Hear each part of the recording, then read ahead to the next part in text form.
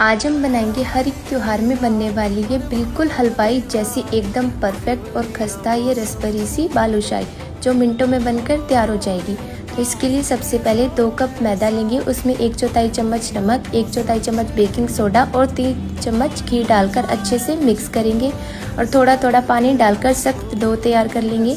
अब इसे 15 से 20 मिनट के लिए ढककर रख देंगे। तब तक चाशनी तैयार करेंगे। उसके लिए 1 कप चीनी और उससे आधा पानी, ऊपर से डालेंगे इलायची के दाने, केसर और फूड कलर डालकर अच्छे से मिलाएंगे तो हमारी चाशनी तैयार है। अब जो डो तैयार किया था उसके छोटे छोटे पेड़े तोड़कर ऐसी शेप देंगे और इन्हें गर्मा गर्म तेल में लो टू मीडियम फ्लेम पर अच्छे से फ्राई करेंगे गोल्डन ब्राउन होने तक। जब ये अच्छे से गोल्डन ब्राउन हो जाए तब इन्हें चाशनी में डिप करेंगे 4 से 5 मिनट तक और निकाल लेंगे। ऊपर से गार्निश करेंगे ड्राई फ्रूट्स के साथ। तो बस तैयार है हमारे टेस्टी और रसभरी सी बालूशाही। तो आप भी इसे ट्राई जरूर करना। Okay bye.